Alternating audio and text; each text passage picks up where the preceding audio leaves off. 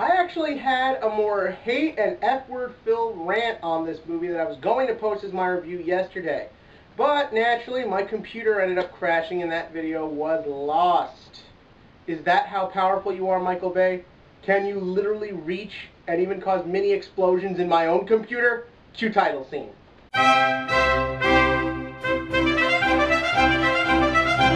Transformers Age of Extinction is the fourth movie in the Transformers film franchise. A series of movies that has spawned many angry rants from popular YouTubers like Jeremy Johns, The Schmoes Know, and Chris Stuckman. And to be perfectly honest, overall with this franchise, I've been mixed on it over the years. I love the first Transformers movie, hate the second, and really like the third. So to be perfectly honest, I was a little nervous going into this one. However, I loved the way the trailers looked. They made the film look awesome, kick-ass, Dinobot-filled awesomeness. But having said that, Transformers 2 looked like it was going to be some sort of sci-fi horror movie, so it was kind of tough going in.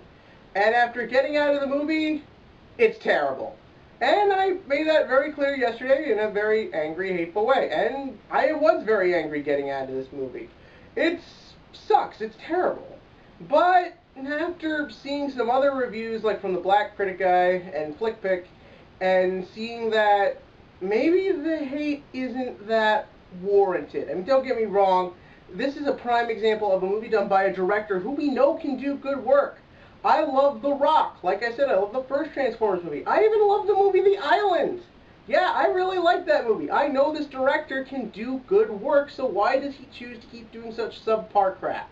Well, that's not a question I can answer. But as far as this movie goes, where it goes wrong is very obvious, even if people in the theater who aren't as in tune to this, even the people sitting next to me can see it. Essentially, the plot for this movie is it's been some time after the last Transformers movie, and luckily, no sign of Shia LaPootz, which is a big plus right then and there. And essentially, we've got Mark Wahlberg, and he finds a mysterious truck. And, well, of course, naturally, this truck turns out to be Optimus Prime, who Mark Wahlberg's character brings back to life. Now, I like Mark Wahlberg. He's a talented actor, but he's been up and down as well. And a lot of people are talking about how is he in this movie. I liked him. He was a very likable, very relatable character. Yeah, he's the typical eccentric, kind of nerd with a heart of gold type thing. He wants to do right, but he kind of annoys you with how many dumb mistakes he looks like he made. But I'm kind of a sucker for those characters, maybe because the eccentric lunatic just trying to make a buck seems to be my life. But he wasn't bad in the movie, and once again, Optimus Prime is back to full. He's very good in the movie. I think the actor's name is Peter Weller. I'm going to make sure I get it right with the editing of this video, but I couldn't really get a chance to check. So if I say that wrong, don't hate me. But he, once again, brings it back as Optimus. He is excellent in the film and has actually some really good lines in this. Sadly, that once again, the Transformers aren't the focus of the movie Transformers, but when he is, he owns every scene. Optimus is still big and in charge, and you really believe he's there. Sadly, the CGI on the rest of the Transformers, especially the Autobots, has kind of gotten, for some reason, actually worse than the first three movies. There's one that's like a samurai, and there's another one that looks like John Goodman, probably because he's played by John Goodman, and they just look so gimmicky and stupid, it just makes the whole film look worse. Even they do get a good line in here and there. And basically, they are on the run because the government has decided no more Transformers, good or bad. We're killing them all. We're exterminating them. We've gone full bad. Now, as we all know, in every Transformers movie, there's been people who have gotten in the way who have caused trouble. But A, it's different people this time, which was a welcoming entrance. And also, it was kind of interesting to see. You sort of see the progression through the movies as mankind goes through the motions of having the Transformers around. Seeing that I think is actually done well in all three other films. And I thought it was an interesting concept, the idea that they've just at the point where we don't think we need them anymore, so we're going to hunt them down and kill them all. And that's interesting to watch. And you even see Optimus wonder, is it worth protecting humanity anymore? And that's very nice to see too. Unfortunately, that's when everything just goes to hell. Why? Because the human part of it seems to almost completely go away once the shit goes down, which wouldn't be a problem if shit going down made a lot of sense.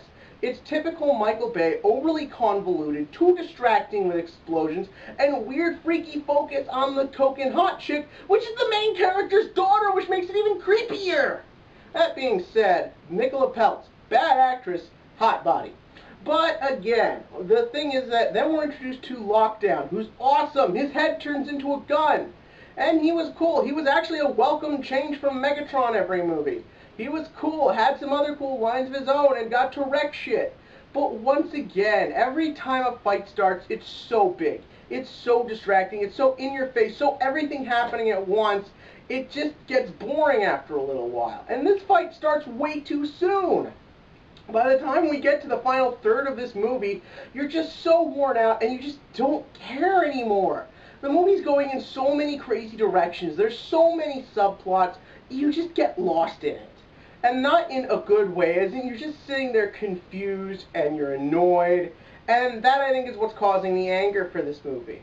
And to be perfectly honest, yeah, it does warrant this. Because guess what? The Dinobots, the things this movie is selling them on, don't show up till the end of the movie. I mean, it makes sense when they show up where they do, but it just seems so pointless. They're in all the posters. Optimus Prime is riding a motherfucking T-Rex, and that's not till the end. And I just think that could have been done better. I feel like they should have just hid the Dinobots, let it be a cool Easter egg, but no, they over-marketed the hell out of this movie.